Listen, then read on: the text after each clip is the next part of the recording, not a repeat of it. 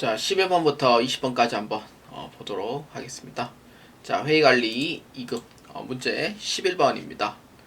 다음 재고자 사안의 취득 시 해당 부대 비용으로 포함할 수 없는 것입니다. 뭐 부대 비용으로 포함할 수 없는 거는 세 가지밖에 없어요. 자, 어떤 거냐면은 그러니까 물건을 이제 구입했을 때 정상적으로 구입한 게 아닌 거 있잖아요. 정상적 구입을 안 함으로써 그러니까 돌려보내주는 반품, 그러니까 이거를 환출이라 하죠. 그 다음에 애누리, 그 다음에 돈을 빨리 줘서 감사하다는 의미로 매입 할인, 이 세 가지는 차감인 거죠. 그렇기 때문에 해당 부대 비용으로 포함할 수 없는 건 정답 몇 번? 그렇죠. 1번으로 체크해 주시면 되겠습니다. 2번, 3번, 4번은 부대 비용으로서 다 포함할 수 있는 내용이 돼요. 자, 회의관리 2급 문제 12번입니다. 자, 주식회사 JB는 보기와 같이 기말재고액 금액은 얼마인가? 입니다. 이 문제 찾는 부분은 기말재고액입니다. 그래서 산식을 두 가지를 아셔야 돼요. 첫 번째, 매출원가 산식. 매출원가 산식은 기초재고액 플러스 내가 순수 구입한 단기순 매입액 빼기 기말재고액을 빼주면 돼요. 근데 이때 기말재고액이 얼마인지 모르는 상태고요. 매출원가가 나오는 거고, 두 번째는요, 순매출액에서 매출원가를 빼면은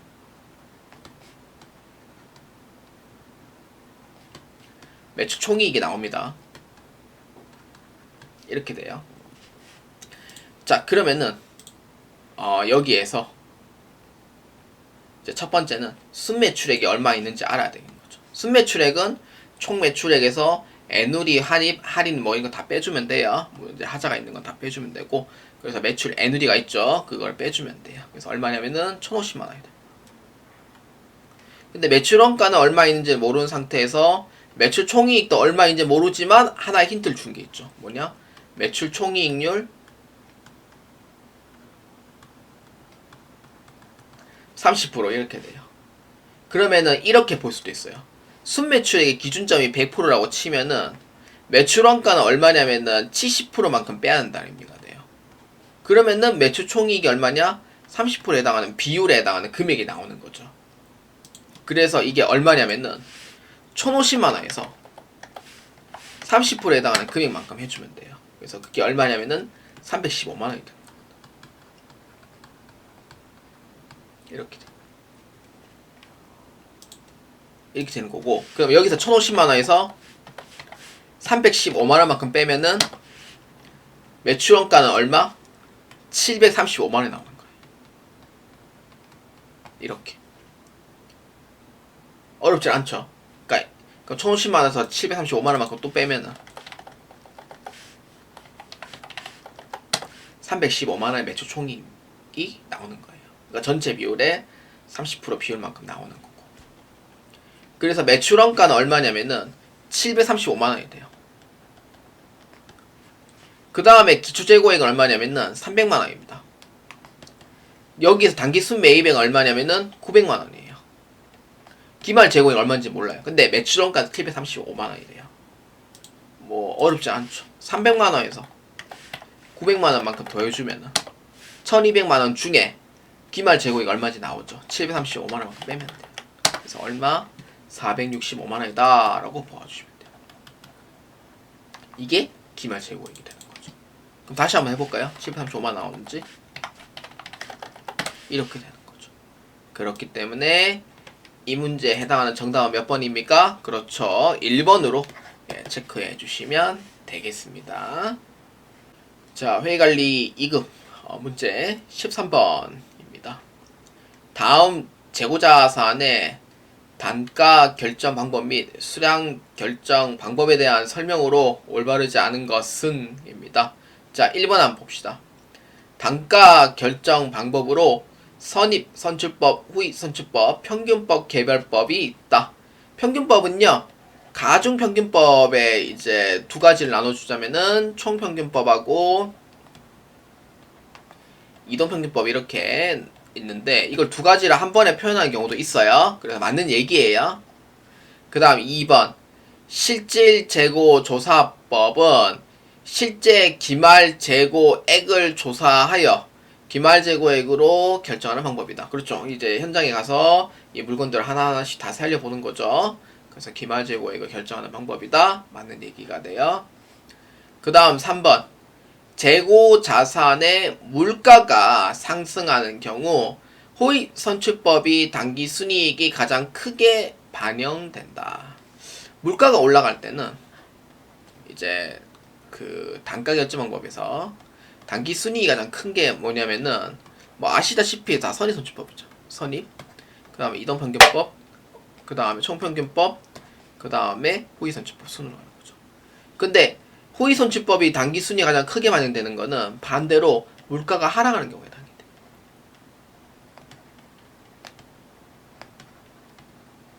그래서 3번에 대한 부분은 틀렸고요.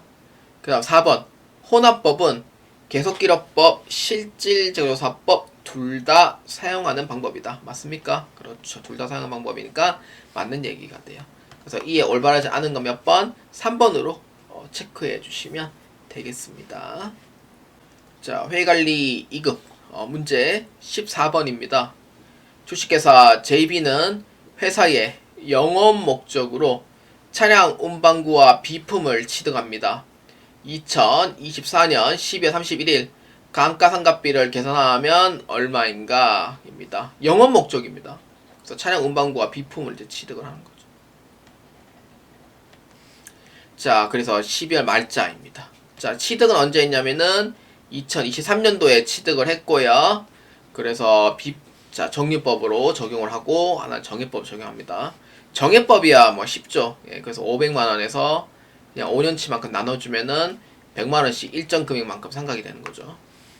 그래서 이제 정의법은 3번과 4번이 나오는 부분이고, 정률법의 문제인데, 정률법은요 이렇게 되는 거죠. 취득 원가에서 감가상각 누계액만큼 빼주면 돼요. 거기에 정률만큼 곱해주면 됩니다.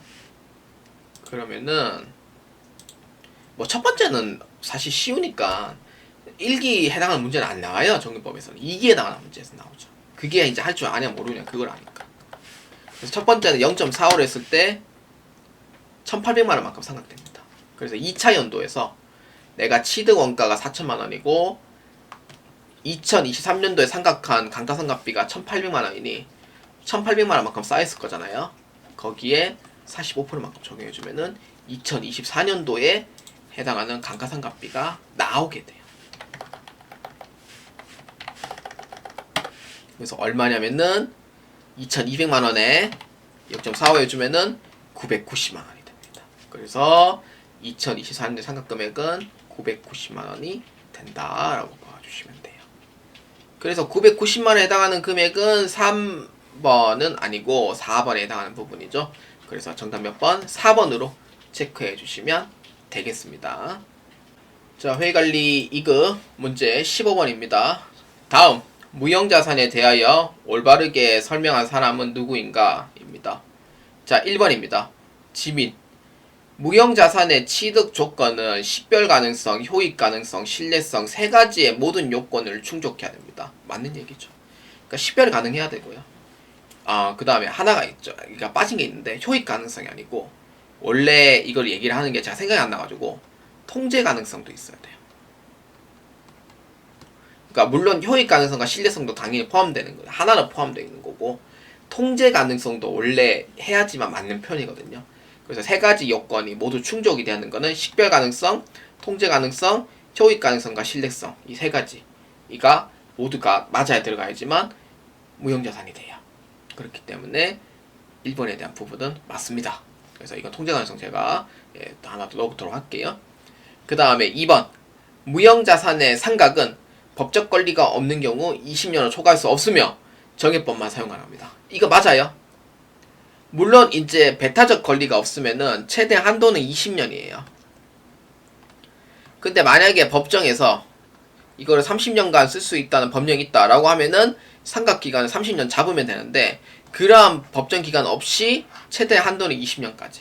그러니까 20년을 초과할 수가 없어요. 그래서 정해법만 사용 가능한 부분은 맞아요, 틀려요? 이거 오해하시면 안 되죠? 안 되죠. 그러니까 원래 원칙은 정해법도 사용 가능하고 종율법도 사용 가능하고 생산량 비례법도 사용이 가능해요. 근데 예외적인 부분에서 합리적으로 삼각이 불가능할 때 그때는 정해법만 사용 가능한 거예요. 이런 부분을 잘 보여주셔야 되고요. 그래서 2번에 대한 부분은 아닙니다. 3번 내부 창출 영업권은 신뢰성이 없으므로 무형자산이 아니며 내부 창출 개발비는 무형자산으로 인식합니다. 맞는 얘기죠. 내부적으로 창출한 무형자산은 개발비 하나만 인정이 돼요. 그래서 외부 창출 영업권은 당연히 영업권이 해당되지만 내부 창출은 해당 사항이 없습니다. 그 다음 영희입니다. 취득시 부대비용 포함하며 영업 목적이고 형태가 없는 자산입니다. 맞는 얘기죠. 그래서 이에 틀린 설명 몇 번? 그렇죠. 2번으로 체크해 주시면 되겠습니다. 자, 회계관리 2급 문제 16번입니다. 주식회사 JB는 담당자가 회계 처리하면서 기계장치의 중대한 결함을 수리하였다. 이 사항에 대하여 올바른 것은 무엇인가? 입니다. 자, 문제 한번 봅시다. 2024년도 10월 2일 주식회사 JB는 사용 중인 기계장치에 중대한 결함이 발생하여 대수선을 실시하여 1,000만원이 발생하다. 대금은 11월까지 지급하기로 합니다. 담당자는 자본적 지출임에도 불구하고 수익적 지출로 처리하여 올바르게 처리해야 되는 사항이다. 입니다. 그러니까 원래는 자본적 지출인데 이거를 회계 처리 안 한 거죠. 회계 처리 안 한 거는 과소입니다. 근데 수익적 지출로 처리를 했대요. 그럼 회계 처리 했다는 의미가 되잖아요. 그럼 이거는 과대 현상이 되는 거예요. 근데 만약에 이제 수익적 지출이 이제 비용이잖아요. 수선비. 그러면 당기 순이익에도 영향이 어떻게 가냐 이거예요. 비용이 올라간다 하면은 당기 순이익은 그만큼 내려갑니다. 그러니까 비용은 당기 순이익 내려주는 능력이 있고 수익은 당기 순이익을 올려주는 능력이 있어요. 그렇기 때문에 비용과 당기 순이익에 대해서 이제 봤을 때는 이런 관계가 이제 되는 거죠. 근데 자본적 지출은 자산으로 처리합니다. 그렇기 때문에 자산에서는 과소 현상이 생겨버려요. 회계 처리 안 했으니까 당연히. 회계 처리 한 거는 과대고 회계 처리 안 한 거는 과소예요. 그래서 이에 해당하는 부분에서 보면은 1번 수익적 지출은 수선비로 처리하며 비용이 과소 계상되었음을 알 수 있습니다. 수선비로 처리를 했는 거는 뭐 잘못된 건 맞는데 비용이 과소됐냐 이랬을 때는 틀린 거죠. 과대됐다고 얘기하는 게 맞는 내용이 되는 거고. 그 다음에 2번 수익적 지출, 자본지출 차이 없다? 아니죠. 자산과 비용에 해당하는 부분이기 때문에 차이가 없는 거는 있을 수가 없는 얘기입니다. 그 다음에 3번 자본적 지출로 처리함으로써 당기순이익이 과소 계상된다. 자본적 지출 처리함으로써는 아니죠. 수익적 지출로 처리함으로써 이 표현이 맞는 얘기가 되는 거죠. 3번에 대한 얘기는 틀렸습니다. 그 다음 4번 자본적 지출로 변경하는 경우 차변의 기계장치 1,000만원, 대변의 미지급금 1,000만원으로 변경을 해야 된다. 그러니까 원래 수정 분계를 할 때는 이제 수선비 대신 이거를 지워버리고 기계장치를 해가지고 이제 하는 거죠. 그렇기 때문에 이렇게 해서 처리해주면 됩니다. 4번에 대한 부분 맞습니다. 그래서 이에 해당하는 정답 몇 번? 4번으로 체크해 주시면 되겠습니다. 자, 회계관리 2급 문제 17번입니다. 다음에 회계 처리로 인하여 재무제표에 영향을 미치는 거래는 무엇인가? 입니다. 거래 팔려서 말면은 어렵지 않죠. 예수금은 뭐예요? 부채죠. 부채가 감소됐어요? 증가됐어요? 그렇죠. 차변에 있으면은 부채의 감소. 현금 뭐예요? 자산의 감소죠. 이렇게 보고 부채는 다른 한편은 이제 유동부채예요? 비유동부채예요? 그렇죠. 유동부채죠. 현금은 뭐예요? 유동자산이죠. 중에 어디에 해당이 돼요? 당좌 자산입니다. 자, 그러면은 영향을 미치는 거래는 뭐예요? A가 해당이 되겠고 그 다음에 C가 해당이 되겠죠. 정답 몇 번? AC 1번으로 체크해 주시면 되겠습니다. 자, 회의관리 2급 문제 18번입니다. 다음 중 비유동부채가 아닌 것은 입니다. 비유동부채가 아닌 건데 자 보도록 하죠. 비유동부채는 대표적인 결정 과목 4가지 사장 퇴임으로 이제 뽑아주시면 됩니다. 사장님이 퇴임을 했어요. 그래서 사채, 장기차입금, 퇴직급여, 충당부채, 그 다음에 임대보증금 4가지가 됩니다. 자, 그러면은 비유동부채가 아닌 거는 자 그럼 어떻게 돼요? 장기차입금이에요? 맞죠? 비유동부채 맞죠? 퇴직급여, 충당부채예요? 맞죠? 선수금 맞아요? 아니죠. 이거는 유동부채죠. 사채는 뭐예요? 그렇죠. 비유동부채 맞죠? 이해 아닌 거 몇 번? 3번으로 체크해 주시면 되겠습니다. 자, 회계관리 2급 문제 19번입니다. 주식회사 JB는 대량의 자금을 조달하여 만기 이전에 사채 액면가 전액 조기 상환하기로 결정합니다. 다음 중 보기를 이용하여 사채 상환 손익을 계산하면 얼마인가? 입니다. 여기서 주문할 부분, 이 부분 할증 발행 자금의 잔액입니다. 전액 상환을 했어요. 자, 사채 상환금이 얼마? 2억 원의 상환을 다 합니다. 자, 한번 봅시다. 사채는 2023년도 1월 1일에 취득하여 2024년도 12월 31일에 상환합니다. 이 문제는 유효이자율법에 의하여 사채 할증 발행 차금에 대해 조정하지 않아도 됩니다.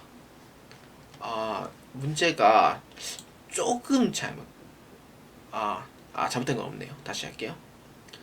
이 문제에서 사채 할증 발행 차금에 대한 이자 비용 넣지 마라는 의미가 돼요. 근데 뭐 이자율도 없는데 사실 할 필요는 없는 의미가 되고, 이 문제에 보여진 대로 회계 처리만 정확하게 할 줄 알면 돼요.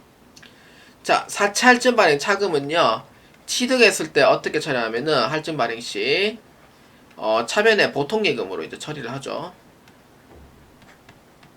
예를 들어서 뭐 2억 3천만 원 있다고 칩시다.